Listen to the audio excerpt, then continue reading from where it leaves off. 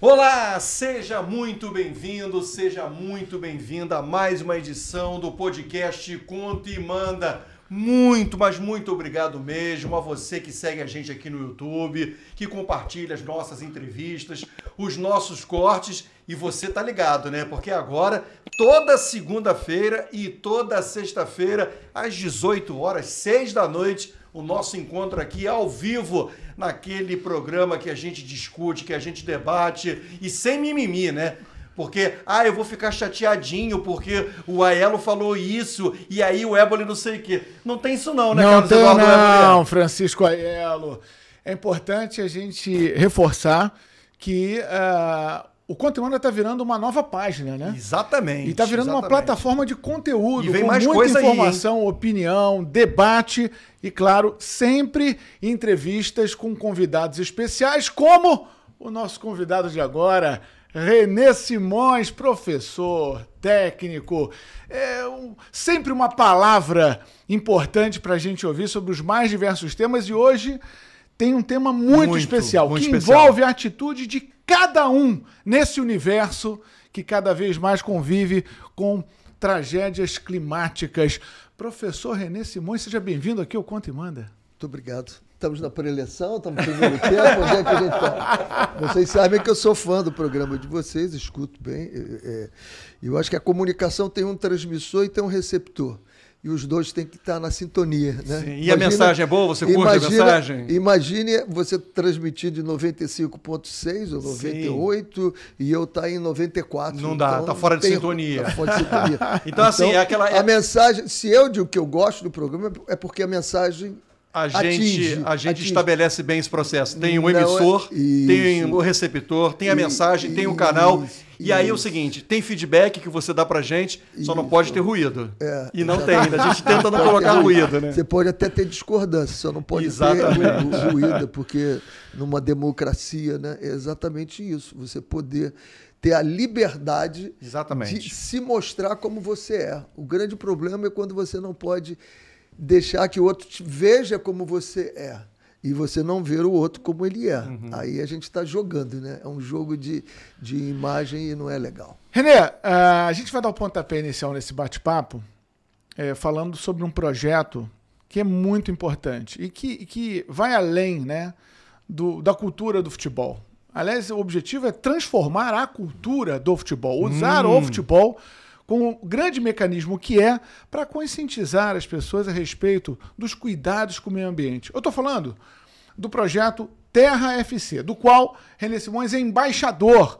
E é um projeto que precisa de mais visualização, porque é muito bom e é muito importante para todos nós. Queria que você falasse já de cara o que te fez abraçar esse projeto e como você hoje enxerga a importância desse projeto Terra FC. O primeiro ponto eu falei no dia 4 agora, quando nós tivemos o jogo pela Terra, eu falei, olha, aos 72 anos, já avô de 4, né? Eu tomo consciência de alguma coisa que eu deveria ter falado há muito tempo. Não que eu fosse descuidado com o meio ambiente, mas eu não tinha essa exata noção de que cada um de nós é responsável, né? É aquele papel de bala que você joga no chão. Mas um papel de bala pode ser que seja o resultado de uma enchente aquele papel, porque 30 milhões de pessoas jogando papel de bala, o que vai acontecer? Vai entupir tudo, né? É aquela água que você usa mais do que deve usar, né? Algumas coisas que você faz. E a ideia do Terra, o Terra começou em Londres, né? Veio para cá e foi abraçado pelo Ricardo Calçado, que esse cara para mim é um mico-leão dourado, uma espécie em extinção. Ele é impressionante, ele vive, ele respira, tudo da vida dele é para isso. É para isso. Não tem imagem, não tem vender historinha, não tem não. A vida dele é essa. E as coisas acontecem. E ele tem o Onda Solidária, que é lá em Santana do Deserto. Depois de Areal, Três Rios, e eu fui lá. Eu estive lá. É fantástico, é incrível o cuidado que a gente está educando aquelas crianças a ter cuidado com as coisas delas. E elas estão aprendendo, né? E essa é a ideia, que a gente transforme cada campo de futebol numa sala de aula, em que ali, por exemplo, me incomoda muito quando eu vejo um jogador sair de campo, tira aquela faixinha, que virou moda agora, não sei porquê, tira a faixinha e joga no campo. Pô, peraí, que educação esportiva é essa? Né? Jogador meu não ia fazer isso, nunca fez, porque eu nunca deixei. Eu sempre que sair com o meu time do banco, o banco tem que estar melhor do que quando nós chegamos. O meu vestiário, ele tinha que estar melhor do que eu encontrei. E eu fazia isso, fiz isso sempre com todos os times. O futebol precisa ainda entender melhor a força que tem para passar mensagens realmente úteis para a sociedade? Nós temos mais tempo de mídia do que o presidente da República, do que os ministros, um treinador de futebol. E usa mal. E eu fico preocupado sempre quando os treinadores dizem assim, vamos falar de campo e bola. Campo e bola? Não, nós temos que falar de vida, pô. Temos que falar de vida. Campo e bola, que é a vida. Ah, o futebol é apenas um entretenimento. Para mim, não. O futebol, para mim, sempre foi minha vida. Então, quando eu falo de futebol, eu estou falando da minha vida. Então, eu tenho que incluir tudo no contexto geral de que está o futebol, está ali. E o campo, todas as coisas que podem acontecer. Ah, Renê, mas como é que pode? Por exemplo, algumas ideias que o Terra e Onda Solidária possuem, né? Vamos fazer cada gol um par de tênis? Perfeito, lindo isso. Mas vamos incluir uma árvore. Vamos incluir uma árvore? Um par de tênis e uma árvore. Planta uma árvore. Vamos plantar. Está desmatando? Planta uma árvore. Né? Nós tivemos uma ideia, que nós tivemos um grande seminário no Morumbis, que o Mauro Silva, o presidente Reinaldo, abraçou, e o Morumbis foi nos oferecido. Nós fizemos o seminário de educação ali, e uma ideia fantástica foi dada. Acabou o jogo Santos e Flamengo. Então, quanto de lixo foi reciclado pela torcida do Flamengo? 400 quilos, por exemplo, foi reciclado, foi colocado metal ali, papel aqui, descartável ali, está tudo certinho. 400 quilos, ganhou 400 pontos. No final do campeonato, 38 rodadas, qual foi a torcida que mais reciclou? Um campeonato paralelo, pela sociedade, pelo ser humano. Paralelo. Pelo meio ambiente, vivo, né? pelo meio ambiente. Por que as autoridades precisamos ter aquele engarrafamento horroroso que nós temos no Maracanã, né? Com aquela queimação toda que tem ali? Por que a gente não pode fazer como o Porto está fazendo, o Sport em Portugal, ajustar com a prefeitura para que tenha meios de transportes, que o cara pare longe e não tenha aquele engarrafamento? Primeiro, é o desgaste que você tem, o estresse. Você já entra dentro de campo estressado, sim, porque ficou 1 hora, 2 horas, e é fechado, passa à tua frente. Então, tudo isso faz parte do entorno. É uma questão de gestão macro, né? Porque a mobilidade urbana sempre foi um calcanhar de Aquiles na gestão pública, né? A luz que você gasta no estádio vem da onde? Pô, é energia solar? Não é energia solar? A água é reciclada? Não é reciclada? Quantos banheiros tem ali? Quantas descargas estão dando? Aquilo tudo é reciclado? Não é reciclado? Eu fiquei, Renê, assim, no documento, né, que eu tive a oportunidade de olhar, né, e ler com muita atenção, fiquei muito impressionado com um recorte que tem muito a ver com o futebol do Rio de Janeiro. Salvo engano, se eu estiver errado, me corrija. Tem a ver com o futebol do Rio de Janeiro, tem a ver com uma parte de Minas Gerais e com Belém. Muito. Com Belém. Agora, sim, o Rio de Janeiro, né, o impacto que isso causaria, e não é em um ou outro, não. Causaria nos quatro. Nos quatro. Nos quatro. Nos quatro. O que aconteceu no Rio Grande do Sul não é por acaso. Não é por acaso. Ah, não, foi só a natureza. Não, nós temos que cuidar para que isso não aconteça. Por que aconteceu? Então, quando você tem um furacão, como você teve agora do Melissa, na minha querida Jamaica, que, aliás, empatou ontem com Trinidad, podia ter se classificado ontem, vai ter ganho de Curaçao. Curaçao tem 175 mil habitantes, só tem um campo lá que eu joguei, e está na frente da Jamaica. Eu estou louco. Curaçao é sensação. Não é possível, não é possível. Mas dá para ganhar em casa, dá para ganhar, vai ganhar. Mas não abandona lá as raízes. Cara. Então, você tem que ter esse cuidado, entendeu? Você tem que ter o cuidado de que isso pode acontecer, se não for um desastre desse aqui, mas dá. No Rio Grande do Sul, dá. teve falhas técnicas, teve falha humana, a gente sabe disso. Isso. Com portas que não fecharam, Claro. que não Claro que teve o abriram. fenômeno da natureza, mas Então, o que obviamente... que é isso? É equação, né? Isso Sim, é educação. Educação. É aquele passarinho, né, que vai lá e joga uma gotinha de água lá. E, pô, tá de sacanagem, vai apagar o fogo. Não, minha parte eu estou fazendo. Então, eu digo o seguinte, que aos 72, vou fazer 73 agora em dezembro, eu vou poder dizer para os meus netos, olha, eu, durante um tempo, eu fiz a minha parte. Vovô fez Agora, a parte dele. Façam a parte de E como é que está a receptividade disso? Como é que isso está em relação aos clubes? Engajamento. Não, e assim, o engajamento, e não adianta ser um engajamento. Não, claro, René, muito legal, vamos fazer. E aí aquela coisa, né? Tipo Carioca, depois a gente marca. Vamos fazer um jogo aqui, vamos marcar um show, vamos, a gente marca. E ele não marca nunca. Como é que está isso? Tem sido uma aceitação muito boa, mas o manifesto não foi assinado ainda por todos os clubes. Eu esperava que todos os clubes assinassem o manifesto. Não sei. Essa é uma pergunta que a gente tem que fazer e tem que cobrar. Quem é que assinou e quem é que não assinou? Tem que cobrar. Eu acho que nós temos 6 clubes que assinaram. Vila Nova assinou, Paysandu assinou. De 60? De 60 clubes, só 6 assinaram? Eu acho que até a última informação que eu tinham 6 assinaturas. Porque envolve séries A, B e C. Flamengo não assinou ainda. Por que não? Não consigo entender. Tem que assinar. Não? O Fluminense não assinou ainda. Por que o Fluminense não assinou ainda? Me parece que o Vasco já assinou e o Botafogo já assinou também. Então, por que não assinar? Temos que cobrar deles.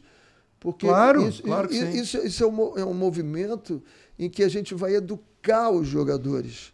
A gente vai educar a população. Então, quando eu vejo um cara desamarrando e jogando aquilo para o alto, eu estou passando que imagem para o garoto aqui? Eu posso fazer o que quiser, pô. Isso é conveniência, é conveniente para mim. Não, porque é isso, pô. Pega isso aqui, leva, joga lá no lugar, pô. E não é difícil, né? Um clube, ainda mais um clube bem estruturado, abraçar uma causa como essa, agora através de ações práticas, né? Como que isso se traduz nas ações práticas dos clubes, né? Porque o nome já sugere, né? O TRFC é para atingir a força do ambiente do futebol, né? O poder influenciador que o futebol tem, né? Qualquer jogador de futebol é um influenciador, qualquer clube é um influenciador, né? É um replicador de ações, né? Quais são as ações práticas? Eu vou falar assim, por que um clube não entra nessa? Será que é tão difícil?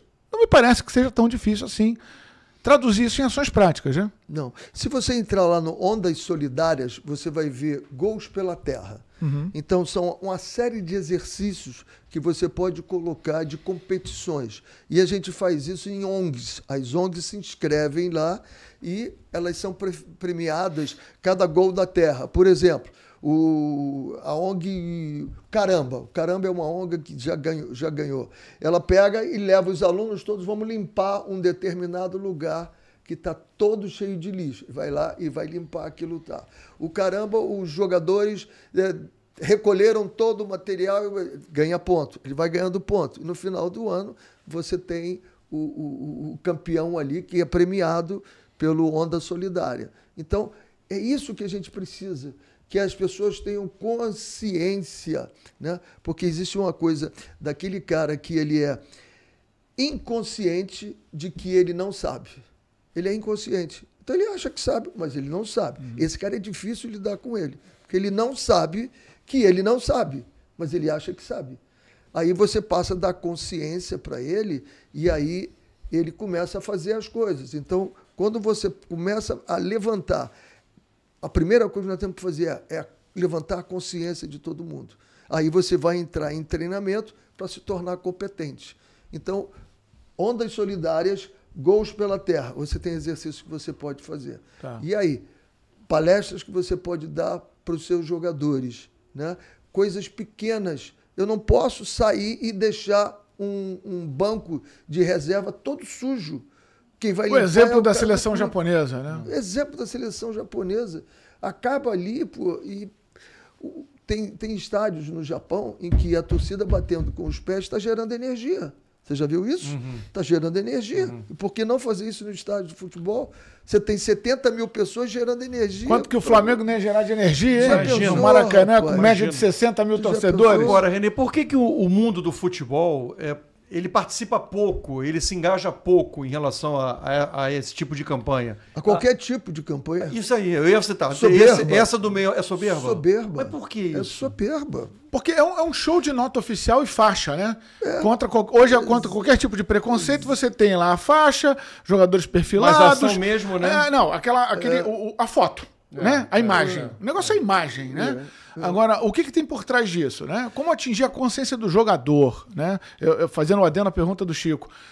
Porque hoje é uma blindagem em torno do atleta em que ele raramente pensa o que ele realmente pensa. Quer dizer, pensam por ele, falam por ele, né? Recolhem o lixo por ele.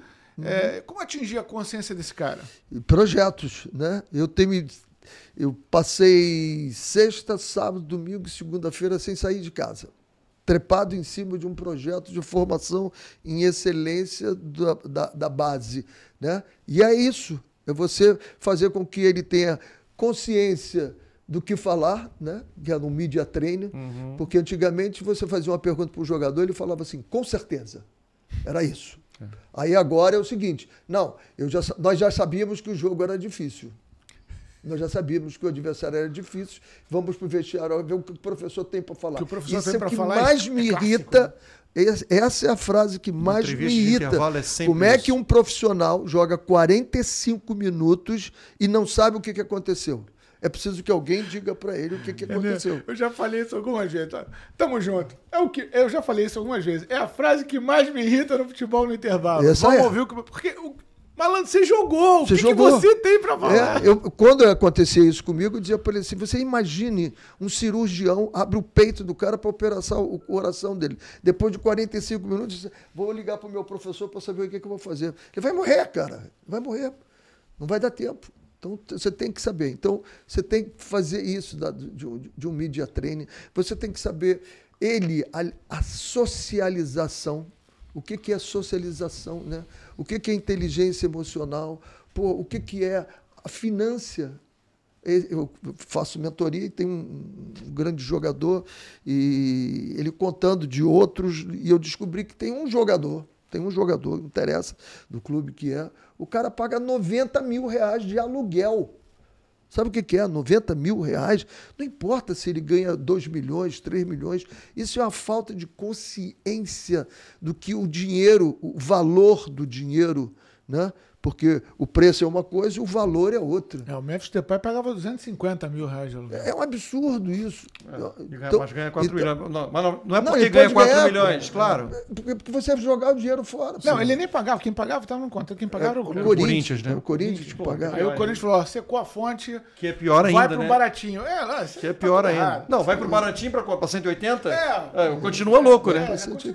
Então, o processo é todo errado. O que acontece é o seguinte, é um somatório de coisas que você tem que conscientizar, né? Como é que você chega à competência? Consciência, treinamento, competência. E eu sempre cito da criança. Por que ela faz xixi e cocô na fralda? Porque ela não tem consciência de que não é. Aí o pai começa a conscientizá-lo, aí daqui a pouco ela chora, mãe. Ela tomou consciência, mas ela fez, porque ela não está treinada. Aí daqui a pouco ela está treinada e, mãe, tem que ir para o banheiro. A mãe vai lá, leva ela no banheiro e ela faz. Daqui a pouco ela está consciência, treinada, virou competente, desfraudou. Não tem mais. É isso que tem que fazer no clube, com tudo. E são dos mínimos detalhes que você tem que fazer. É o lixo, é o banho que você toma, é a água que você acaba de tomar banho e deixa o chuveiro ligado. Qual é a projeção? Vestiário. Qual é a projeção? Assim, é óbvio, né? É um processo muito longo. Muito longo. Isso aí não é clique. Né? A gente não vai dormir hoje, vai acordar amanhã. Né? Isso vai estar... todo o processo educativo. Ok. Né? Todo o processo educativo. Existe um estudo por parte de vocês para imaginar o seguinte, olha, se a gente começar agora, em novembro de 2025, vou aqui, gente, chutar, tá? Em setembro de 2048... Normalmente, quase tudo que se fala de transformação, fala-se em 30 anos. 30 anos. De modificações, né? Seja qualquer uma. Quase porque sempre. Muda uma geração, é isso? É para mudar uma geração. Se bem que a geração agora está mudando mais Então cedo, vamos lá. Quer dizer o seguinte, então. Quem tem hoje até 5, 6 anos de idade, já era. Não, quem tem mais de 5, 6 anos de idade, não tem mais jeito. Não, Pra mudar. Ele vai entrar. Não. Ele vai mudar. Não, porque daqui a 35, daqui a 30 anos, quem tem 5 anos hoje tem 35. 36, tem 36. Tá, 36, beleza. Mas assim, e a galera que tem mais de 6, 8 anos de idade? Essa galera não vai, de repente, Vai com ver 38, isso vai com 40, vai. porque Você eu tô- pode falar o seguinte, Renê, você com 72, isso aí. você não vai ver mais. Eu também não, com Mas certeza. nem por isso... Acho que não vai Nem ver, por isso. talvez uma linha final, mas A vai ver linha- o processo. mas você começa a ver o Mas vai viver o processo. processo. Alguém tem que viver o processo. E você tem- Então vamos lá. Nós vamos viver o processo. Viver o processo. Isso aí, beleza. Alguém... Mais mas é sempre importante assim. do que imaginar a ponta final é a semente que se planta. Sim, claro. Exatamente. Semente. Semente. Vai ver o bambu. Gostei. Vai ver o bambu, né? O bambu, Mas né? exatamente. Então, Quanto tempo ele leva para... Me parece que a preocupação embaixo. agora é plantar corretamente essa semente. Sim, exatamente. Volta a dar, sem querer ser repetitivo, mas sendo, do passarinho que foi lá e pegou a gotinha d'água e jogou na floresta.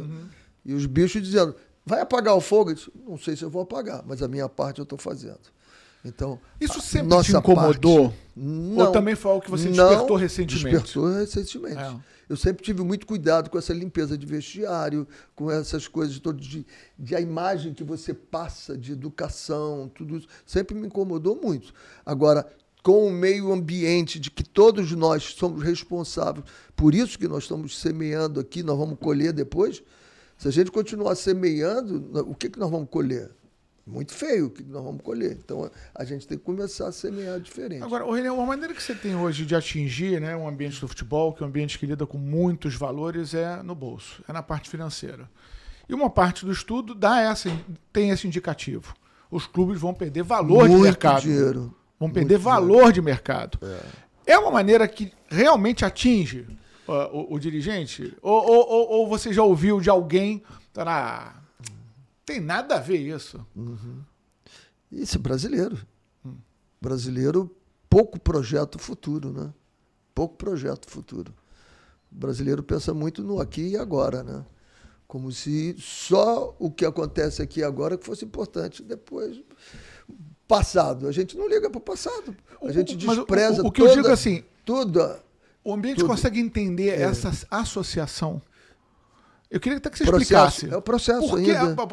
Vamos lá. Por que um clube pode perder valor de mercado se não tivermos uma consciência com um ambiente melhor? Porque ele vai acabar inundando o estádio, ele vai perder, ele vai ter tudo. Olha o que aconteceu com o Grêmio, o que aconteceu com o Internacional. Se o Internacional, o Grêmio, eles tivessem essa consciência, batendo, você acha que os caras que tinham que fechar aquela comporta ou abrir a comporta teriam negligenciado como negligenciaram? Eu acho que não. Eu acho que não. Talvez tivesse. Será que as autoridades não teriam um plano B, um plano C, um plano D, um plano A? E tinham? Não, não tínhamos. Porque a gente nunca está pensando no amanhã, a gente está pensando só no hoje, tudo que se faz. A gente tem que projetar. Então você tem que projetar que as coisas podem acontecer.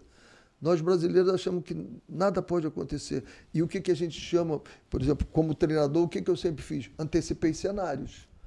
Pô, às vezes eu treinava, quando você vai numa empresa, você faz um projeto, um otimista, um realista e um pessimista. Não é assim que se faz um projeto? É assim numa empresa.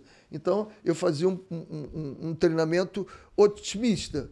O outro time vai ter um jogador expulso, eu vou jogar 11 contra 10. Como é que eu faço? Vou tirar vantagem disso. Fazia um realista, vamos jogar os dois com 11. E fazia um pessimista, o expulso vai ser do meu time. Como é que eu vou fazer? Então, é isso que nós temos que fazer, antecipar cenários. Então, nós temos que dizer, pode ter de novo uma chuva no Rio Grande do Sul? Pode. A minha defesa civil está preparado? Todos os meios que não fomos utilizados agora estão prontos? Enquanto nós vamos minimizar isso que aconteceu aqui. Daí o slogan. Aí, tá. Por que toda a água de São Paulo, por que não é captada pelos prédios de São Paulo? Todo prédio de São Paulo devia captar a chuva, pô. E usar essa água. Pô, porque o prédio, a água não escoa. Não tem vegetação ali, não vai escoar. Então, capta ali, pô. Não deixa aquilo fugir. Primeiro, vai economizar teu custo de água, né? E vai relativizar, vai minimizar as enchentes que nós vamos ter. Então, eu falei do slogan que é entre no jogo para salvar o jogo. Salvar o jogo. Salvar o jogo. Agora, só para reforçar a questão da ameaça financeira, mesmo talvez não sendo esse o principal objetivo, o principal instrumento utilizado, né? A conscientização é algo muito mais amplo, mas talvez não seja o melhor instrumento nesse momento para atingir mais a consciência de quem faz a gestão do futebol, é a ameaça financeira. Olha, você vai ter problema financeiro. O teu clube pode qual o risco de ficar... Pagar 280 mil por mês não é um risco financeiro de um apartamento para um jogador? Preocupou? Não. É isso. A gente não pode perder a oportunidade de ter você aqui, né, para discutir outros assuntos. Porque, claro. né, enfim, pela bagagem que você tem. E eu vou fazer um link agora de uma expressão que você utilizou para uma coisa que eu falo muito, e aí eu queria a tua opinião. Você usou há pouco a palavra soberba. É por causa dessa soberba que a gente, ano que vem, completa 24 anos sem ganhar um título mundial? Acho que sim. Acho que sim. Quando você vê essa invasão de treinadores estrangeiros, e aí eu recebi algumas pancadas quando eu usei o termo, gente, nós invadimos o mundo árabe, os brasileiros, nós invadimos lá, nós invadimos a Ásia. Eu, quando trabalhei em Portugal, nós éramos 6 ou 7, era uma invasão na primeira divisão de Portugal, é invasão. Então, a invasão que eu não tem pejorativo nada aí, é a invasão portuguesa. E por que aconteceu isso? Aconteceu isso pela nossa soberba. Porque eu, quando faço mentoria com jogadores ou treinadores, eu pergunto, o que um jogador faz dentro de campo? Aí ele diz assim, não, eu cruzo, faço, eu pego ali, eu corto, eu tenho que antecipar, eu tenho que fechar, tem que ir transição. Eu digo, não, o jogador só faz 3 coisas dentro do campo. Ele pensa, decide e executa. E como nós éramos os maiores executores, os melhores executores do mundo, nós ganhamos 5 títulos. Porque nós éramos os melhores. Os caras eram cintura dura. Teve treinador? Teve. O que o Zagallo fez em 70, não vamos dizer que não teve a mão do Zagallo. O que o Filipão fez em 2002, botando o Edmilson ali, teve a mão dele. Fez. Tele fez mesmo também, sem ganhar. Mesmo sem ganhar. Não, vamos tirar isso. Mas a execução era melhor.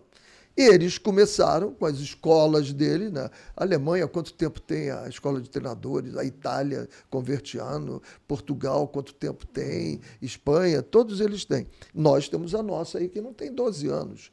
Então, eles começaram a pensar muito o jogo, a decidir e a executar. Eu me lembro que agora já não falam tanto que eles sabem o meu pensamento dos 3, mas alguns treinadores eu perguntava para ele assim, o que te aborrece num jogador? Ele disse, me aborrece muito quando ele cruza mal, chuta mal, cabeceia mal, finaliza mal. Eu disse, legal, pô. E aí, ele te aborrece? Ele pensou, ele decidiu. Por quê? Eu estou vendo o jogo. O jogo está ótimo para eu usar o lado esquerdo do campo. Legal, já vi, já pensei o jogo. Vou usar. Vou fazer esse passe para a esquerda, mas vou fazer entre os zagueiros para ele atacar o espaço. Decidi e fiz o passe, mas errei no passe. Então eu acertei 2 e errei 1. Então, esse jogador é um bom jogador que só precisa trabalhar mais a execução. E eles começaram a fazer isso, a pensar muito o jogo, as decisões mais certas, e nós ficamos muito tempo na execução. E agora vem o Jorge Jesus, né? O Jorge Jesus aqui, e faz o que fez com o Flamengo. Pensa, decide, que ele dizia para todo mundo, tu não sabe como jogar, eu vou te ensinar a jogar. E o jogar dele não era com o pé, pô, porque o pé nós sabíamos, e ele mesmo dizia, ninguém joga melhor do que os brasileiros, mas não pensam, decidem mal, não se colocam, porque quando eu tenho a bola, qual é a diferença do futebol de salão para o campo, né? Quando eu tenho a bola, todo mundo sabe o que eu vou fazer e 2 condições. No campo, eu espero esse cara ver o que ele vai fazer. Não, eu já tenho que estar dando as opções todas para ele poder pensar e decidir a coisa melhor. Então, eu acho que a soberba que nós tínhamos como 5 vezes campeões do mundo nos fez nos atrasar um pouco nisso aí. E agora a gente vai ter que correr atrás e começar. Eu acho que o nosso futebol, discordando de muita gente, eu acho que tecnicamente nós estamos errando muito. Nós estamos errando alguns passes dentro de campo, mas absurdamente nós estamos errando. Mas por quê? Porque a intensidade do jogo aumentou. Exatamente. A intensidade do jogo aumentou. Exatamente. E aí, qual é a comparação que eu faço sempre? Faça você todo dia a sua corrida. E você faz a sua corrida, eu corro 1 hora todo dia e eu corro a cada 10 minutos eu corro 5 quilômetros. Tá? E faz isso. Aí tu chega na hora do jogo, você tem que correr a cada 10 minutos, tem que correr 10 quilômetros. Você não vai aguentar, porque o teu coração não está acostumado. Então, eu tenho que treinar o jogo para jogar o treino. Então, a intensidade que eu tenho que dar no treino tem que ser tão forte como eu dou no jogo. Então, quando eu faço isso, e eu tenho visto essa intensidade aumentar, mas isso está fazendo os nossos jogadores... Isso tem um reflexo. Tem um reflexo. Eles vão ter que se adaptar. É o processo que nós falamos aí do terra, é o mesmo processo dentro de campo, tecnicamente. Mas até que ponto a intensidade do calendário também, que prejudica a quantidade de treinos, não é um grande obstáculo para esse desenvolvimento, para essa evolução técnica do futebol brasileiro? Mas, em compensação, agora você tem 5 substituições. Que esse é o grande agravante disso. Porque você começa... Continua tendo pouco tempo para trabalhar com o elenco. Né? Não tenha dúvida disso, não tenha dúvida. Agora, o que acontece? Você antecipa o cenário, aí começa o jogo, até 30 minutos, assim, pô, o que eu pensei daquele adversário tá certo, tá legal. Os outros quintos faz um ajuste. Aí tu vai pro vestiário, tu tensiona, direciona e celebra com o time. Volta. Aí nos 30 minutos entram 10 jogadores. É outro jogo. É outro jogo. E aí, dependendo do elenco, porque se você tem um elenco e o teu adversário tem outro, óbvio que isso influencia no jogo. Isso. Porque é o seguinte, se você tem um elenco... de qualidade. Claro, se o teu elenco não tem a qualidade que o adversário tem, por mais que você tenha pensado o jogo, tenha trabalhado, você vai ter uma queda ali no jogo. Não, e são 10 jogadores em campo. E com algumas posições sofrendo pra caramba. Os laterais hoje em dia são os que mais sofrem. Totalmente. Porque as substituições são sempre frente na frente. Sim. Ele encara 2 jogadores. Um jogador encara 2. E aí, amigo... Aliás, nunca se substituiu tanto o lateral também, né? Toda hora, os caras que mais saem do jogo... Tem treinador que troca os 2 laterais. Quem mais sai do jogo hoje são os 2 laterais e os 2 que jogam na frente também pelo lado do campo. Por causa do desgaste físico. A gente que é comentarista, a gente diz, né? Ó, tá na hora de trocar. Pois é. Tá na hora de trocar. Aliás, agora tem um outro detalhe aí também, que aí já é questão de geração, né? Geração. Você vê um Beckenbauer jogar uma Copa do Mundo com a tipóia aqui e jogar pra cacete, né? Você vê uma Copa do Mundo, foi a final. Foi a final? Semifinal. Alemanha e Itália. Semifinal contra a Itália. E aí você vê, esse dia eu estava vendo um vídeo aí do Fábio Baiano no Corinthians e ele botando a mão, o Tite segura, daqui a pouco ele dá um pique lá, faz o gol e sai. Hoje em dia, o que está acontecendo com as 5 substituições, você não vê mais o jogador indo ao limite dele. Ele não vai ao limite dele. Mas o limite não pode ser perigoso, René? Hein? O limite, claro, sobretudo a questão muscular, se for músculo. Qualquer limite é sempre perigoso, porque é o limite. Agora, não, o limite que eu digo é o seguinte, mas existe um limite. Uma dorzinha não pode se transformar num algo mais grave? Existe a dor e existe o mental. Porque você conhece o teu corpo, tu sabe que aquela dor não vai te tirar e não vai... Mas aí agora qualquer coisa está tirando. Então tem essa também da gente estar diminuindo a capacidade... O limiar de resistência. O limiar de resistência está diminuindo também. Então a gente precisa... Eu falo sempre que a gente tem que trabalhar holisticamente o jogador. Tem que trabalhar em todos os setores deles. Porque se você precisa trabalhar só campo e bola, a gente vai ter o que está tendo aí. Jogadores que são bons com a bola, mas a estrutura dele... Eu fui procurado há 5 meses por um jogador de um clube aqui, do profissional do Rio, e disse assim, eu queria trabalhar contigo e tal. Eu digo, legal, vamos trabalhar. Porque tem um jogador que tem uma empresa que está analisando tudo que ele faz e tal. Eu digo, eu não faço isso. Ele, não, como assim? Não. Primeiro eu quero saber o que você tem aí dentro. Primeiro eu vou analisar você aí dentro, depois eu vou falar o que tem fora e aí a gente vai até analisar o que você está fazendo no jogo, posso te ajudar. Ele desapareceu. Só que ele foi para a reserva. Ele foi para a reserva, me procurou, coisa de um mês atrás, ele me procurou e eu disse, peraí, antes de fazer, a gente faz uma análise de perfil, né? Tem algumas perguntas lá de um questionário mais idiotas do mundo, de uma ferramenta, e você, por quê, o que e como você faz, né? Por quê, como e por quê. Aí eu entendo o que você tem aí dentro, para depois falar o que você está fazendo fora de campo. E aí ele chegou tão desesperado que eu disse, antes de fazer o perfil, deixa eu fazer uma UTI contigo. Senta aí, vamos conversar e tal. Melhorou um pouco, aí fizemos o perfil. O cara tem coisas dentro boas demais, cara. Esse cara pode evoluir, pode voar. Mas tem as coisas ruins. Tem as coisas ruins também que você tem que ter cuidado. No teste aparece lá. Mas a gente enfatiza coisa boa para ele melhorar mais ainda, e aí vai trabalhando aos poucos aqui com coisas que ele não tem. Pelo que você já falou, então, você não se incomodou, por exemplo, com o Carlos Ancelotti ser técnico da seleção brasileira? Não.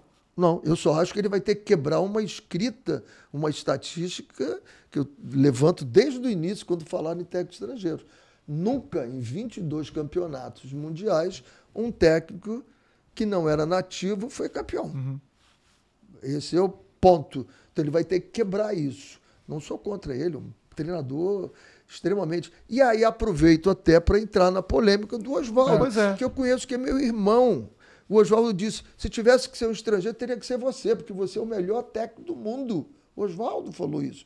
Depois, o Oswaldo deu uma escorregada no final. O famoso se empolgou. Mas quem conhece o Oswaldo sabe que é um cara extremamente... Ele esteve aqui com a gente. Esteve aqui com a gente. O Oswaldo é fantástico. Pô. E vem mostrando muito desconforto de não estar sendo visto pelo mercado. Ele quer voltar a trabalhar e está muito desconfortável com isso. Acho que ele externou regula também. Com você a idade, não regula? Ele tem...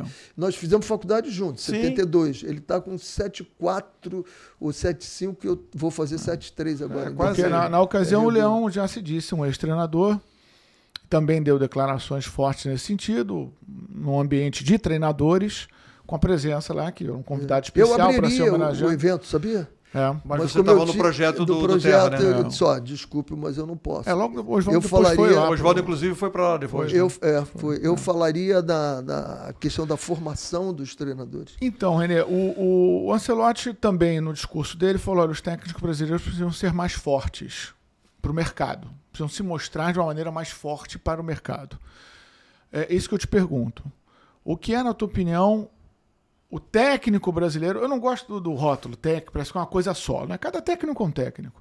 Mas tudo bem, o técnico, a categoria técnico brasileiro, como é que ela pode se fortalecer junto ao mercado? E eu sempre falei, opinião minha, é um mantra meu, nunca me considerei muito justo ao avaliar trabalho de técnico no Brasil, porque eu acho um absurdo você avaliar com correção um trabalho que tem uma média de 4 meses de permanência no cargo. Né?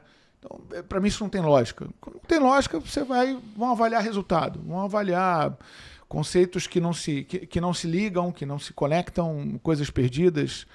É tudo muito intuitivo, né? Tudo muito subjetivo. Volto à minha pergunta. Como se fortalecer diante desse cenário? Tendo uma Leila Pereira por trás. Bancando 5 anos de trabalho. Tendo uma Leila Pereira por trás. Porque eu sempre critiquei o Abel, e ele deve ter ouvido alguma vez, o comportamento fora de campo. Fora de campo. Eu não consigo entender um técnico brigar com o cara que está ali do lado. O quarto árbitro, quinto, não sei se é o 10º agora. Tanta gente que nem sei. Antigamente era o quarto árbitro. Né? Ele resolve o quê? Alguma vez você já viu alguém voltar uma jogada porque eu briguei com ele? Então, esse eu não consigo entender. Mas como a Mirtes, a nutricionista do Palmeiras, foi nutricionista da Jamaica, em 1994, eu já tinha uma nutricionista aqui no Brasil, que ia à Jamaica, avaliava meu elenco todo, vinha ao Brasil, fazia a suplementação e mandava. A gente estava atrasada dessa em 94. Olha só o que a gente fazia com a Jamaica. E como eu escrevi o livro, The Impossible Dream, da Jamaica, lancei lá, eu digo, tem que levar um para Mirtes. Eu disse, vou levar para Mirtes, vou levar um para o Abel. porque ele disse que treinador brasileiro não escreve, e eu já estou no meu terceiro. Eu tenho da seleção feminina, tenho do Curitiba e o da Jamaica agora. E fui lá, e eu disse, bom, se ele escutou alguma vez eu falar, pode ser que ele não goste muito de mim. Aí fui lá e disse para ele, olha, você é o Alex Ferguson. Você é o Alex Ferguson. Aí ele, como assim? O Alex Ferguson, toda vez que ele era campeão, ele tirava 3 ou 4 da equipe, mandava embora e trazia novos para aumentar a competição. E você faz isso. Ele deu um sorriso incrível, porque ele faz isso. Pega a primeira Libertadores, a segunda, e os outros, ele sempre está modificando o grupo dele. Essa é a cabeça. E aí foi um papo maravilhoso, até porque 2 auxiliares deles moravam, são filhos de Vitória de Guimarães, né? Onde eu trabalhei. Ele disse, mister, eu te via trabalhando lá no Vitória, eu era garoto e tal. Então foi ótimo. E ele me deu o livro dele. Eu li o livro do Abel todo. Li, grifei, é excepcional. O livro dele é excepcional. Mas por que você está falando isso? Não te perguntei isso, porque ele já teve para cair no Palmeiras. E não caiu. Por que não caiu? A Leila Pereira. Não quero saber. Ele é meu treinador. O contrato está aqui, assina em branco e faz o que você quiser. E eu perguntei para ele isso. Eu disse, Abel, ele disse assim, cara, isso aqui não existe. Palmeiras não existe. A Leila era um quadro em branco, porque ela não era do futebol, e junto dela nós pintamos um quadro. Então, um quadro lindo agora. Do jeito que eu me sinto aqui, é impressionante. O João Paulo Sampaio, que é da base, eu conversei com ele, e ele falou assim, Renê, ela é incrível. Tem dia que ela chega aqui e pergunta para mim assim, com quem é que nós vamos brigar hoje? Aí eu digo para ela, não tem ninguém. Você não trabalha mais, pô? Temos que brigar com alguém para melhorar. Então, é isso. Todas as vezes que eu fui muito bem, eu tive um presidente que me bancou, pô. Autoridade e autonomia. Me bancou, cara. É o que falta. É isso que falta. Pô, o cara... ele tá prestigiado.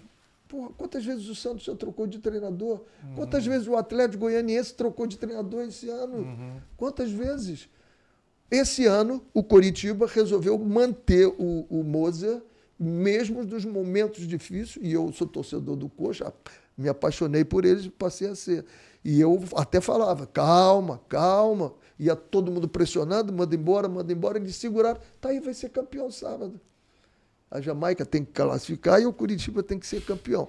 Então, outro dia o meu filho me mostrou um quadro de todos os técnicos da história do Liverpool. E se eu não estou enganado, não chega a 40. Não vai chegar. Impressionante. Se pegar no Manchester City, agora até aumentou um pouquinho. Aqui no Brasil, 40. Um clube aqui no Brasil faz 40 técnicos em quanto tempo, tem menos tempo de vida do que o Liverpool. Não é o Liverpool que você falou? O City tem muito menos tempo de vida e quando tiver o tempo de vida do Liverpool, pode bater esse recorde aí. Pelo tempo que está o Guardiola. Pelo tempo que está o Guardiola. Isso é 10 anos. 10 anos num clube no Brasil. Exatamente. 10 anos. Agora, quem é que tem a possibilidade de fazer como o Kompany está fazendo no Bayern de Munique? Chega lá e faz uma revolução. Quem é que pode fazer isso aqui no Brasil? Qual é o treinador brasileiro que faz? Perder 3, 4 jogos. O Ferguson ficou 28 anos. Porque a pergunta é qual é o dirigente que consegue fazer isso no Brasil? Os 4 primeiros anos do Alex Ferguson, ele ganhou o quê? O Klopp só ganhou no 5º ano. Porra, o Jürgen Klopp só ganhou no 5º ano. Tá isso, é isso. Só limpou o trilho no 5º ano. A resposta está aí. Não é a fraqueza dos treinadores. É a fraqueza do nosso sistema. E aí eu coloco vocês também. Claro, porque sem dúvida. A imprensa também faz isso. Estou levantando o dedo aqui. A imprensa levanta o dedo aí. faz isso. A gente tem essa responsabilidade. Claro. Quando eu falo... eu levanto, mas eu resisto. Eu resisto a essa situação. Não, peraí. Quando eu levanto o dedo... Eu não peço demissão de técnico. Quando eu estou levantando o dedo, eu estou levantando pela imprensa. Mas em algum... Não, mas olha só, peraí. Agora vamos lá. Agora a discussão ficou boa. Isso. Porque, olha só, eu também não defendo demissão... Aliás, eu não defendo demissão do técnico, mas eu também não acho que não é para trocar em momento algum. E eu concordo 100% também. Contigo. Então, assim, perdeu o vestiário, não acabou. É isso. Acabou. E se perdeu o vestiário... Se o problema... Olha só, Não é porque a bola não tá entrando, não é nada disso. É porque é o seguinte, se já tem um problema, né, fora das 4 linhas, cara, não tem jeito. Não Aí jeito, tem que não trocar. Concordo. E eu vou te Eu dar um concordo. exemplo Agora, não é o prático. Vou te dar um exemplo prático comigo. Eu era o head esportivo do Coritiba. E o treinador, o Muriningo, estava lá, tinha classificado da segunda para a primeira, e o time estava indo, e o desgaste. Eu cheguei ao presidente e disse para ele, Juarez, tem que mandar o treinador embora. Acabou. Não tem relacionamento com Não tem mais clima. Não tem. Aconteceu de 5 jogadores, eu tenho que segurar os jogadores, porque eles foram titulares num jogo, perdemos o jogo, na outra relação eles não estavam nem relacionados. Os 5 queriam tirar satisfações pessoais. E eu segurei os 5 e digo, peraí, que é isso? Não é nada disso. E aí eu fui o presidente e disse, olha, não dá mais. Eu não mando o treinador embora. Presidente, não vai dar. E perde mais um jogo. E o presidente, não tem mais. Não tem mais. Aí ele, não, eu prometi que você fica até dezembro. E ele faz o seguinte, manda os 2 embora. Manda os 2 embora. Eu e ele. Porque você vai cair com esse time. E aí, perdemos o jogo, ele acabou mandando os 2 embora. Meu amigo até hoje. Nós falamos e tal. Porque não tinha mais o vestiário. Eu, na noite anterior, liguei para o Guto. Guto, olha, você é o cara que a gente está escolhendo aqui, você vem. O que eu preciso fazer? Eu digo, primeiro, dar treinamento e conduzir o grupo, porque o grupo é muito bom. O grupo entrou, começou a ganhar, não caiu, pô. Então, essa é a hora de trocar. Agora, quando é que você perdeu o vestiário? Quando é que você perdeu o vestiário? Hein? Um exemplo, você Eu viveu perdi, isso. quando eu era muito novo, 33 anos na Portuguesa. Ali eu perdi. Porque um camarada, eu não quero citar nomes, eu queria que ele fosse o capitão e ele disse, porque ele chegou. Eu já estava há 1 ano e pouco na Portuguesa. E ele chegou, eu disse, olha, pelo teu nome, eu acho importante você ser o capitão, porque vai chegar no juiz, tudo isso. Não quero ser capitão, não quero. Só que ele queria ser capitão. E aí ele começou a fazer divisão no meu grupo. Quando eu abri meu olho, eu digo, caramba, eu estou com 2 grupos aqui agora. Como é que eu vou juntar isso no meio da competição? Aí eu fui num presidente que era um dos melhores que eu trabalhei, Oswaldo Teixeira Duarte, o OTD, né? E disse para ele, presidente, estou saindo. Não, você não sai, porque ele nunca queria me demitir. Porque eu perdi os 3 primeiros jogos quando eu cheguei lá, ele mandou 4 jogadores embora, eu peitei, os jogadores ficaram, fui conversar com ele e disse assim, eu estaria te mandando embora se você aceitasse a minha interferência. Mas agora você só vai sair daqui para a seleção brasileira. Só vai sair. E eu pedi demissão e no dia seguinte eu estava na seleção brasileira. Mas é difícil para o treinador perceber que está perdendo o vestiário? Não é difícil. Não é difícil. Agora, pequenos comportamentos e coisas que você vai vendo. Agora, acima de tudo, quando você não tem uma comissão técnica que saiba fazer o que eu faço hoje em dia. Hoje em dia, se eu tenho 30 jogadores e tenho 5 membros da comissão técnica, cada membro vai ter 6 jogadores. Para cuidar. E ele vai saber de tudo dele. Eu vou saber de tudo do jogador e ele não vai saber que eu sei. E aí eu vou poder chegar perto dele e resolver. Já teve um caso de eu chegar perto de um jogador, conversar e tal, no Botafogo. Aí, ele saiu dali e foi falar com alguém e disse assim, esse treinador é fantástico, cara. Ele hoje disse tudo que eu queria, eu precisava ouvir e falou para mim. Só que eu sabia o que ele estava precisando ouvir, porque me falaram. Não é que eu sou mágico, mas eu falei o que ele precisava ouvir. Pronto, ganhei o cara ali. Então, esse trabalho multidisciplinar que você tem, eu gravei no René Simões Oficial, nesse projeto que eu quero montar, eu descobri um relatório que eu tenho da Maria Helena Rodrigues, a psicóloga da seleção de 2004. Cara, Que relatório, eu fui ler ele todinho, meu Deus do céu, como isso me ajudou e como hoje é verdade tudo que ela colocou. Atualizado, ali. né? Tudo. 20 anos depois. Então hoje você tem ferramentas em que você sabe quem é quem. Eu vou saber o que ele pensa. Agora é o que difícil ele fazer gosta. isso em 4 meses, né? Em 4 meses é difícil. Não, e o pior é o seguinte, fazer andando, né? Você pegar- tem que jogar, né, tem que eu ganhar. Eu também isso. sempre fui muito crítico a técnico bombeiro, que chega para salvar time de rebaixamento. Eu acho que isso ajuda a sucatear o valor do técnico, do trabalho que ele tem que fazer e do papel da liderança, principalmente, que ele precisa implementar. Mas isso no mundo todo existe. Mas Isso no mundo todo. No Brasil Era menos. categoria, Não, mas agora. É coisa nossa também. Não, porque aqui você não tem um dirigente que segura. Lá está começando a não ter mais. Pô. Lá já está trocando.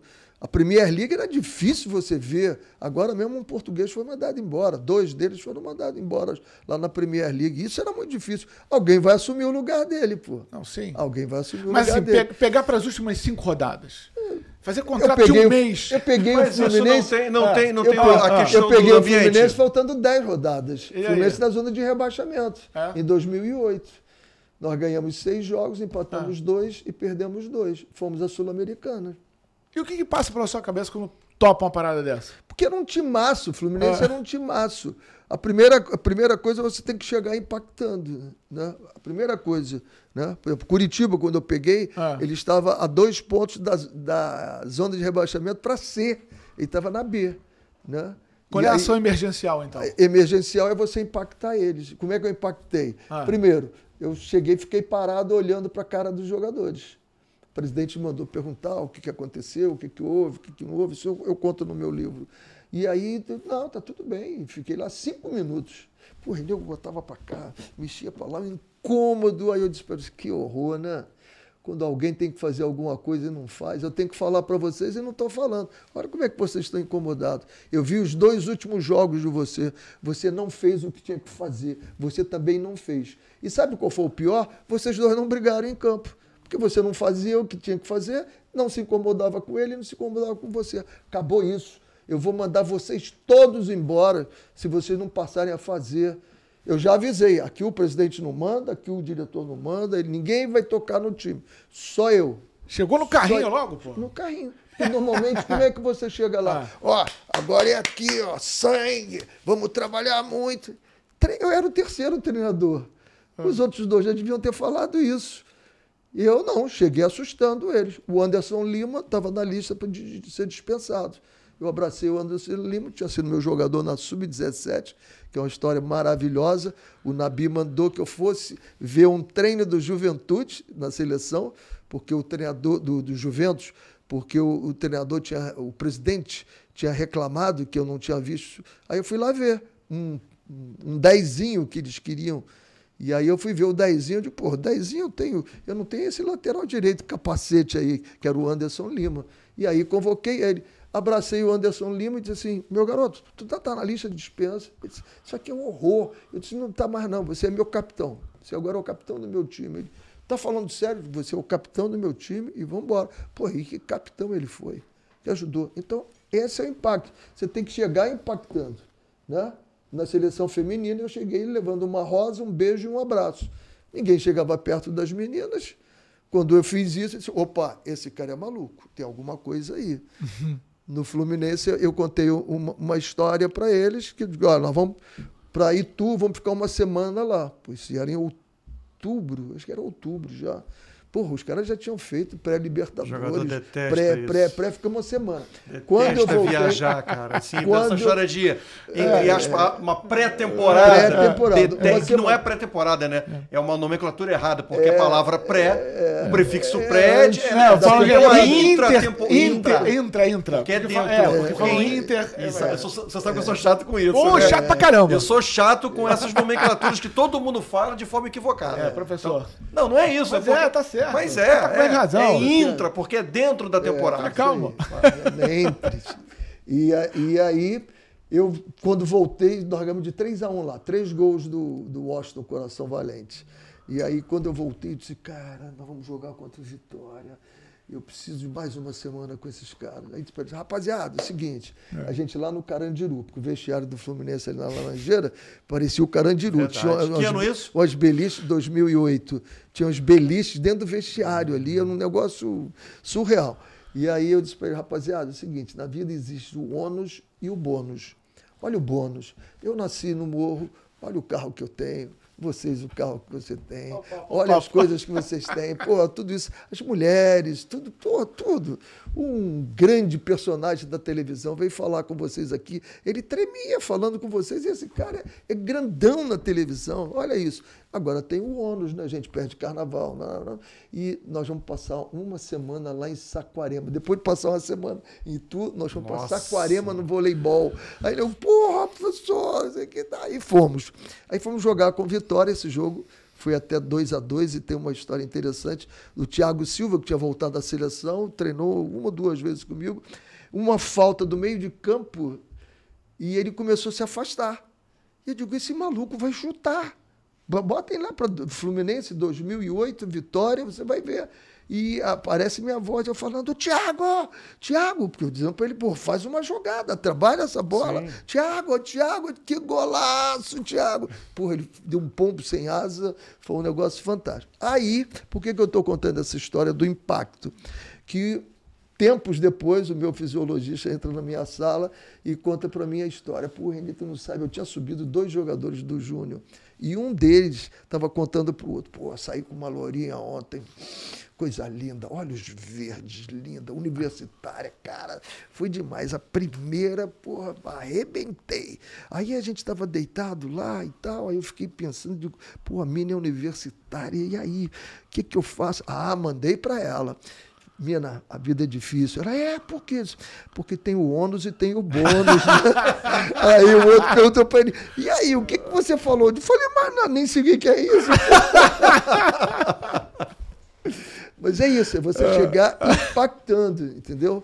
Então, impacto. O cara ficou pensando, o que é ônus, o que é bônus, pô, como é que é isso? Então, você tem que chegar diferente. Se você não chegar impactando, você é mais um.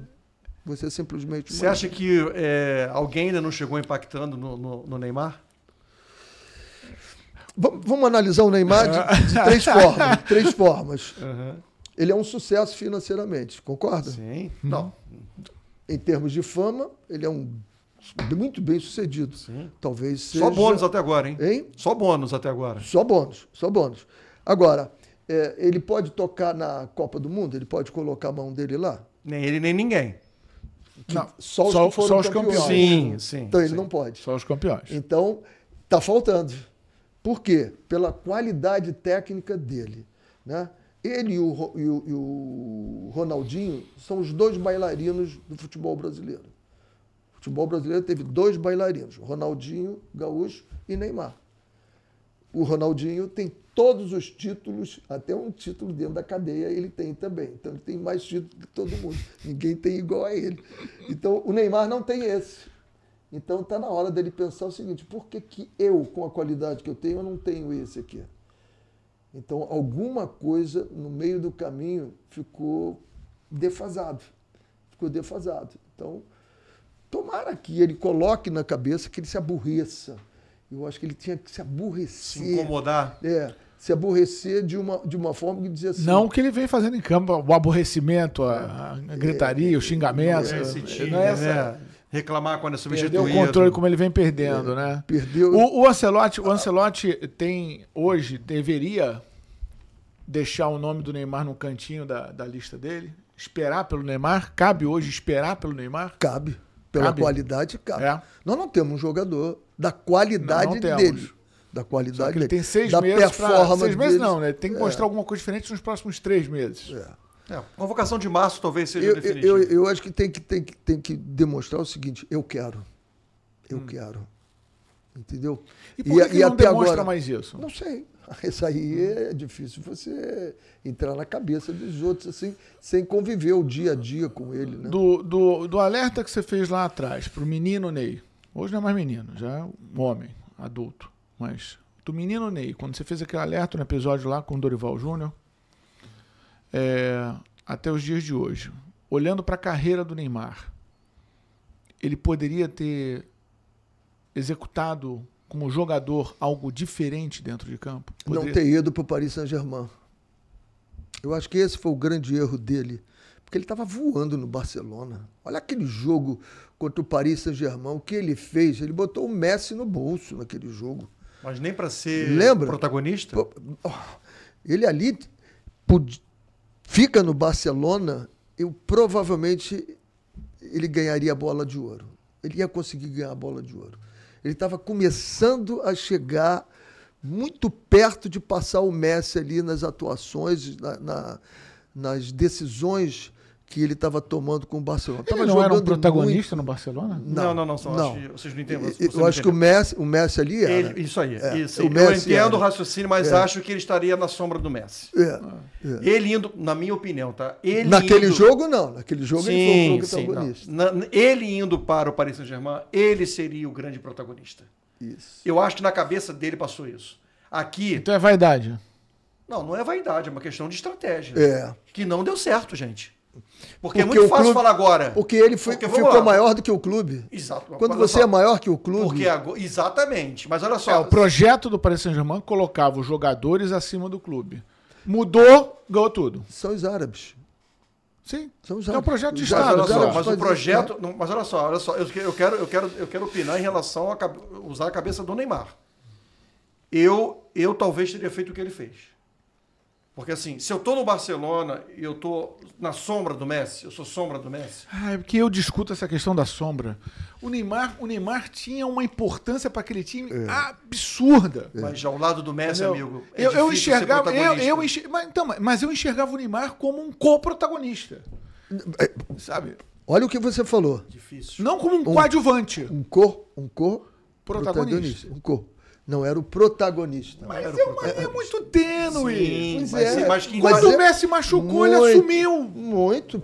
Mas eu concordo plenamente. Isso é vaidade? Eu concordo plenamente e acho o seguinte. Essa discussão é boa, hein? Ele iria passar. Ele passaria. Ele chegaria a bola de ouro ali no Barcelona. Eu discuto isso. Ele ganhou uma Champions pro Barcelona. Peraí, gente.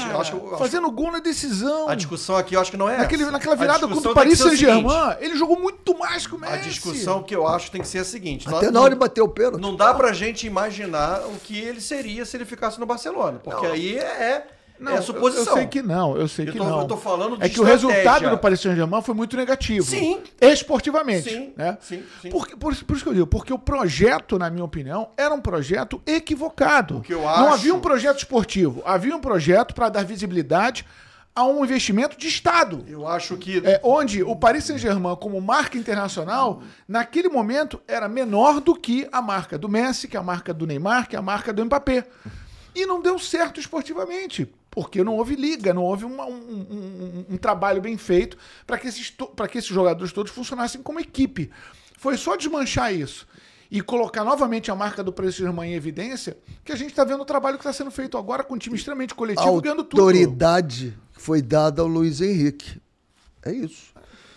E naquela ocasião deram autoridade aos jogadores. E o Neymar não tem preparo para ter autoridade. Cheguei nesse ponto. O Neymar é imaturo para ter autoridade. Aí a gente pode discutir, mas a estratégia dele, cara, eu entendo.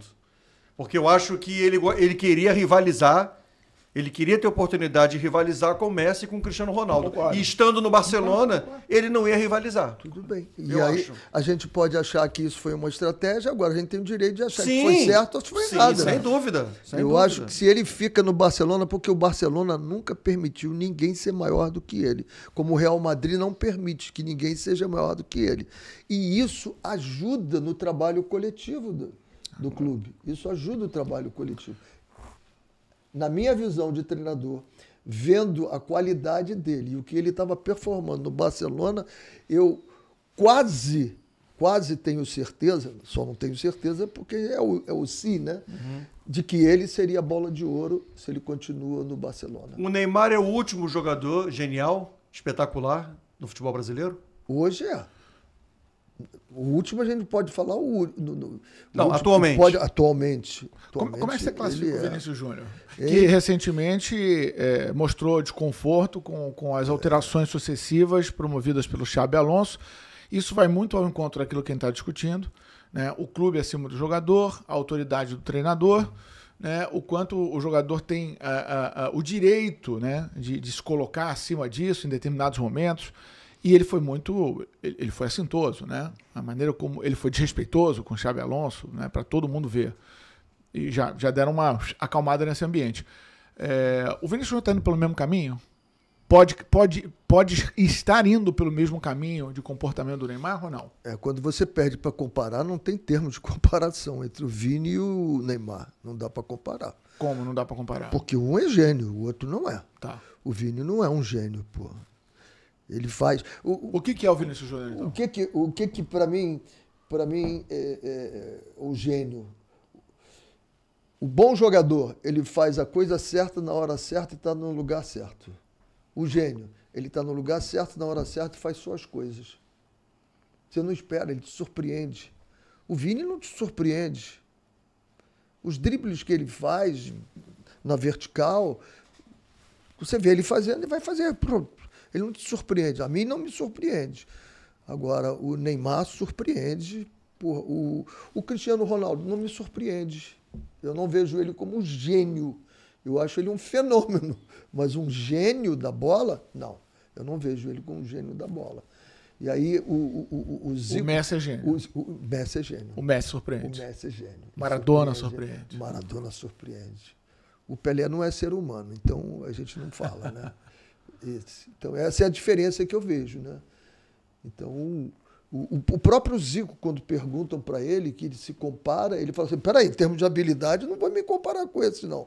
Mas ele era de uma eficiência, uma coisa espetacular, o Zico, né? Mas se o Vinícius Júnior é hoje a referência da seleção brasileira, significa que o Brasil realmente está muito carente de gênios? Eu acho que sim. Se ele é a referência, você acha ele a referência? Quem seria a outra? Eu não sei. A gente está procurando. Temos? A gente está procurando. Não né? temos? Não temos. Não temos. Rafinha? Não vejo o Rafinha equilibrado emocionalmente para ser esse homem. Ainda não. A gente tem uma geração hoje sem um fora de série. Temos. A geração pós-Gemar não apresentou nenhum fora de série, na tua opinião? Por enquanto, não vejo, não. Nenhum. E eu acho que ele foi o último dos moicanos dessa geração e vamos ver. E o grande problema é o seguinte, é que essa geração ela está muito mais preocupada em usufruir do que o trabalho te dá antes de trabalhar. Então, esse é o problema que nós estamos tendo. Ele já quer ser 1 milhão de seguidores, ele já quer ter o cabelo todo diferente, ele quer ter tudo. Pô, eu não consigo entender um jogador que a cada jogo ele tem uma cor de cabelo diferente, a barba diferente, tudo diferente. Esse cara não deve se gostar. Ele acorda de manhã e diz assim, pô, eu não gosto de mim, não. Quero ser outra pessoa. Não dá para entender isso, cara. Não dá para entender. Você acorda de manhã, se olha e troca a cor do cabelo, troca tudo. Como é que pode isso? Eu não consigo entender isso. Até agora, que ponto as redes sociais... Nós temos que saber o seguinte, nós três aqui, nós não somos nativos digitais. Então a gente tem que entender que tem essa mudança. Agora, dentro da mudança, tem algumas coisas que não dá para a gente, mesmo querendo entender. Não dá para entender. O ambiente do futebol perdeu o controle? Hein? Perdeu o controle da utilização dessas ferramentas todas? Eu acho que sim.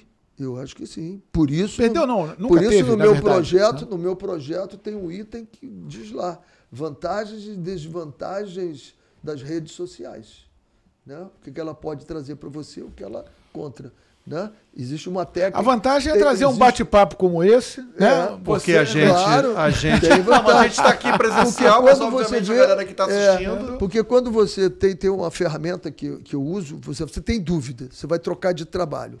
Você quer sair da grande empresa que você está indo para outro. E, pô, estou em dúvida, o que eu faço? Aí você bota assim, o que eu ganho saindo dessa empresa? O que eu perco ficando nessa empresa? O que eu perco não saindo dessa empresa? E o que eu ganho?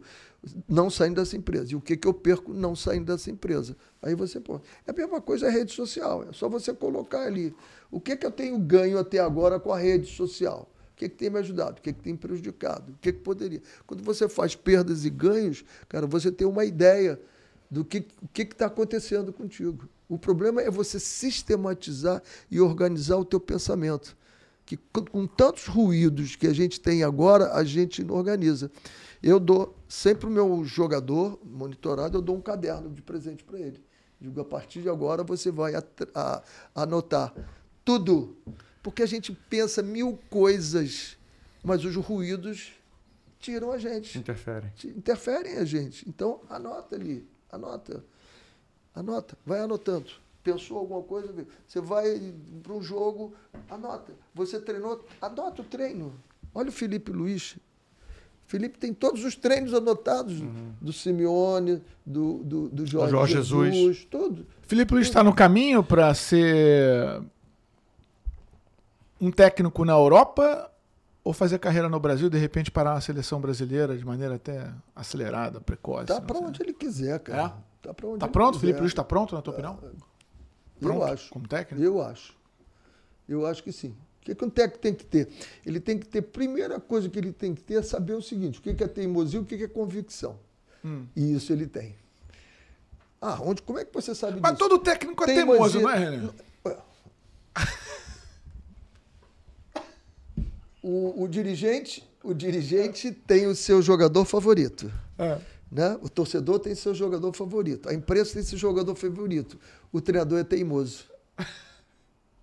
É teimoso. Qual é a diferença de teimosia para convicção? Você fala para mim assim, eu digo para você, vou botar essa caneca aqui. Aí você assim, mas se você girar ela, fica melhor. Eu teimosamente digo, não quero nem pensar nisso. Eu já decidi. Isso é teimosia. Aí quando você assim, mas se você girar... Eu digo, mas girei? Estou mostrando para lá, não estou mostrando o seu pódio aqui, não estou fazendo publicidade. Não, eu vou deixar daquele jeito. Ou então eu vou dizer assim, realmente, cara, você tem razão. Isso é o segundo pensamento. Teimosia é quando você não flexibiliza as suas convicções. Exatamente. Isso é teimosia.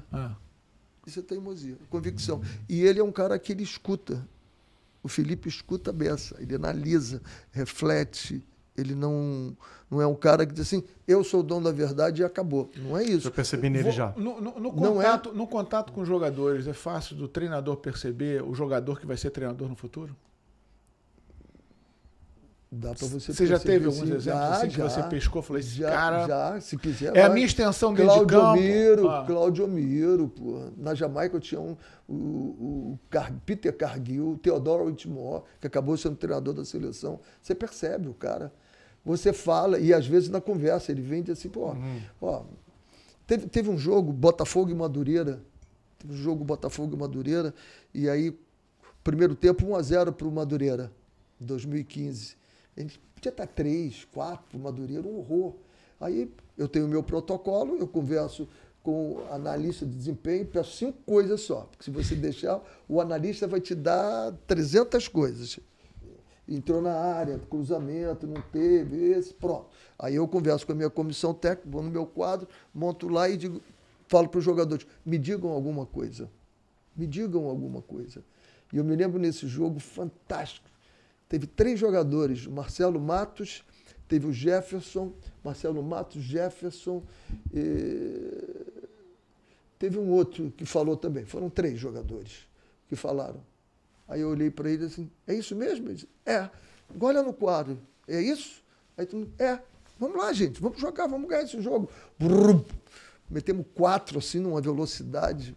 O Lindoso saía de volante aqui e entrava nas costas do meu volante. E ninguém ia acompanhar, ele marcava, estava acabando com a gente. Foi só fazer um passo atrás, pega ele, acabou, ganhamos de 4 o jogo rapidinho.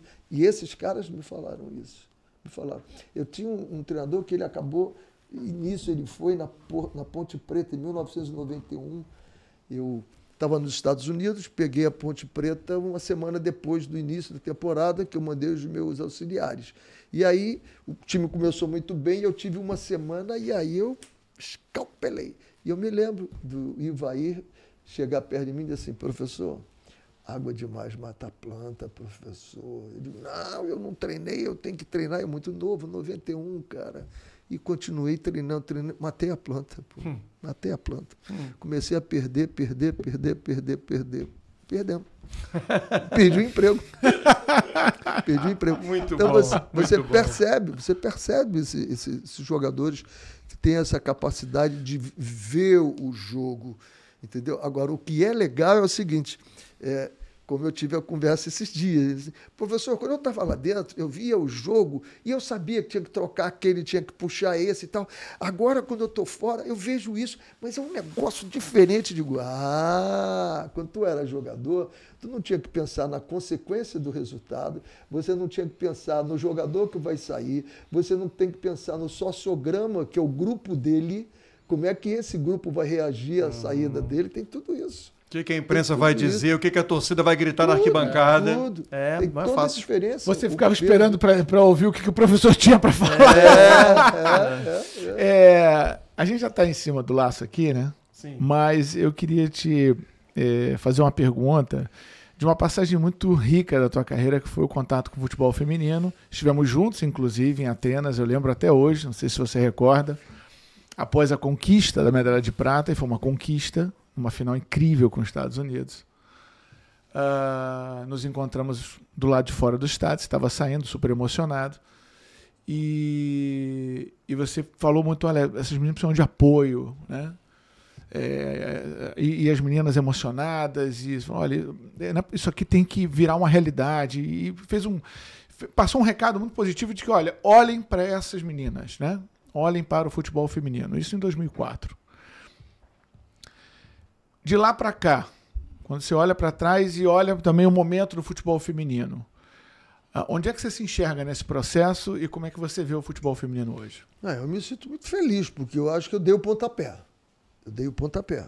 Eu convenci de que elas deviam ganhar voz para acabar com a discriminação que existia. Porque eu tinha passado isso na Jamaica, discriminação racial. Aqui era outro tipo de discriminação. E lá eu fiz eles ganharem voz para lutarem e dizer assim, a cor da minha pele não determina a inteligência que eu tenho no meu cérebro, nem o futebol que eu jogo. E com elas foi a mesma coisa. Eu disse, vamos trabalhar e provar para a CBF e para o COB de que vocês são merecedoras disso. Agora, eu só posso modificar vocês, ajudar vocês a modificar. Eu não modifico a CBF nem o COB. E modifiquei, tudo ficou diferente, o apoio que tiveram, tudo passou. Eu estou aqui aconselho você a pegar o balanço financeiro da CBF. Esse ano foram gastos 165 milhões com as bases femininas. Foram gastos 45 milhões com a base masculina. 4 vezes mais. Olha que loucura, rapaz. Onde é que nós estamos? Então nós vamos chegar muito melhores. Eu convoquei jogadoras em 2008 pelo telefone.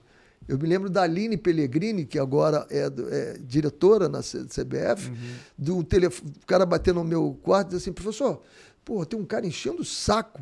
Isso era 11h30, meia-noite, não me lembro bem o horário. Tá bom, vou atender. Era um cara que disse, eu tenho aqui do Palmeiras, Guarajá, alguma coisa assim na universidade, uma zagueira, manda. No dia seguinte chegou lá quem? Aline Pellegrini. Foi convocada assim, nunca vi jogar. Manda. Porque elas jogavam futebol de salão e vinham jogar o campo 3 meses no máximo. Essa era a seleção. E aí eu fiz 6 meses. Eu fiz um jogo internacional. Esse jogo internacional foi contra os Estados Unidos. Porque eu arrumei o jogo, elas mandaram a passagem, eu liguei para a Márcia, uma amiga minha nos Estados Unidos, eu quero fazer 4 jogos contra universidades, mas eu preciso de alojamento e transporte dentro dos Estados Unidos. Eu dou uma clínica em cada lugar que eu for, junto com as meninas. E aí a gente dava para criançada, criança pra caramba, e acabávamos com dança de capoeira. Porque elas algumas jogavam capoeira e era muito legal as nossas clínicas. Hoje, esse time vai chegar para a Copa do Mundo de 27, eu atrevo a dizer que vai chegar com mais de 150 jogos. Vai chegar bem preparada, confiança. Né? Agora mesmo eu vi, teve um cara que me ligou dos Estados Unidos, minha filha brasileira joga aqui, é Puccelli, eu acho que é Puccelli o sobrenome dele. E aí eu vi os vídeos, caramba, e liguei para a Cris da CBF, digo, tem uma jogadora que me indicaram aqui, eu não conheço, mas olha, toma o vídeo aí. Foi convocada ontem. Foi convocada, acho que para sub-17, o sub... Eu acho que é sub-17, acho que é sub-20. Ela joga na universidade. Hoje a gente tem um calendário muito mais aquecido na base, né? Os campeonatos são mais bem estruturados. Né? Falta muita coisa ainda, como, por exemplo, formar mais profissionais mulheres, né, para o ambiente do futebol. Você foi técnico porque não havia espaço para as técnicas. Né? Eu, quando acabei em 2004, eu queria continuar. Eu tenho o livro lá que eu fiz com todos os passos, com todos os campeonatos, e um deles era formação de treinadores para trabalhar com as mulheres. Se fosse mulher ou se fosse homem, não importa, mas tem que ter a formação, porque é diferente. É diferente. É diferente. Completamente. Eu dei a sorte é que eu tenho 3 filhas, vou fazer 50 anos de casado agora, então de mulher eu entendo, De mulher eu entendia, então ficou fácil, né? A mulher tem certas horas que ela não quer a resposta, ela quer verbalizar. Ela precisa verbalizar, deixa ela verbalizar. Eu tenho um lance que é jogador... Professor, posso falar contigo? Pode, depois do treino. Você viu aquela jogada assim? Porque a fulana podia fazer quando acabou, ela disse, nossa, como você me ajudou. Falei nada. Mas ela queria falar. Ela precisava verbalizar. Ela queria alguém para ouvir. Ela precisava, porque a mulher é assim. Nós não, nós entramos dentro do sótão, ficamos calados. Algum problema? Não, tá tudo ótimo, tá tudo bem, não tenho nada. Mas estou vendo, não tenho nada. E a gente vai lá até resolver, a gente volta. A mulher não, ela precisa verbalizar. E você então, conviveu com um gênio, né, chamado Marta. Né? E tungaram o Brasil naquela decisão. Que loucura, com as duas tungaram mãos. O Brasil. As duas tungaram mãos, o Brasil. Cara. Tava lá e fiquei revoltado. Aquela defesa sensacional, as 2 bolas na trave. Nossa. Né? E foi muito, muito legal. E foi engraçado que logo depois, em 2004 mesmo, eu fui ao congresso, dar aula no Congresso de Treinadores Americanos, que aí são 4.000 treinadores, é um negócio. E naquele congresso fizeram uma homenagem à seleção delas, campeã, e me convidaram para o jantar. E eu sentei do lado da treinadora, e a treinadora disse um negócio que me marcou, e eu lamento não ter continuado, porque ela disse assim, vamos bater palma para a nossa seleção. Mas olha, talvez vá ser difícil de novo, porque esse moço aqui, se ele continuar... E eu lamentei, porque eu queria continuar na seleção, mas não foi. A Marta é o Pelé, né? É o Pelé. É Nós temos o Pelé e temos a Marta. Quer dizer, a Marta é a Marta. Não, nós tínhamos... A Marta é a Marta. Não, e naquele time... Proporcionalmente, né? Naquele time, nós tínhamos uma líder fantástica, que era a Juliana Cabral. A Ju Cabral, né? Ju Cabral. Hoje está arrebentando nos comentários, está na Casé, parceiraça, gente boa demais. A jogadora que mais lia jogo até hoje, entre homens e mulheres, para mim, Formiga. Era uma coisa. Tinha a Marta, tinha a Cristiane, que aí o treinador tem que dar sorte. Ela não era minha titular. Ela tinha vindo da sub-20, ela não era minha titular. Primeiro jogo contra a Austrália, que todo mundo tremia para a Austrália, com 20 minutos me machuca a Renata Costa, jogava com 2 volantes. E eu olhando o jogo e digo, o time da Austrália é nada, pô. Não é nada, não precisa ter 2 volantes. Eu digo, Cristiane, vem cá, entra lá. Porra, ô Formiga, puxa um pouquinho você aqui do lado da Alves e você vai para frente. Porra, acertei meu time. Acertei meu time, cara. É papo para mais de metro, viu? Mais de metro. Vamos marcar outro Conta e Manda. Renê, obrigado demais, cara, pela presença aqui. Beleza. Você sempre muito querido e foi muito bom ter você aqui com a gente, cara. Muito obrigado. E eu estou escutando você. Eu adoro o rádio. Eu sei disso. O rádio, para mim, é fantástico. Porque eu sei disso. Estimula a tua imaginação. Isso, né? isso. Como é que é aquilo? Como é que é aquele cara? O que ele falou? E o debate de vocês é sempre de um altíssimo nível. Parabéns. Obrigado. Eu gosto muito. Bom, obrigado curtiu mesmo. Aqui o Renê Simões, então continua seguindo a gente aqui para receber as nossas notificações. Ativa o sininho, como faz Carlos Eduardo Éboli. Ativa o sininho. E não esqueça, hein? Não esqueça. Conta e Manda agora tem esse produto aqui, ok? E tem live segunda e sexta-feira. Toda segunda e toda sexta, às 18 horas, também 6 da noite. É o Conta e Manda na lata. Isso, né? isso. Que a gente faz um debate bacana. A gente concorda, mas também discorda. Então, pode seguir a gente aí E em breve a gente está de volta.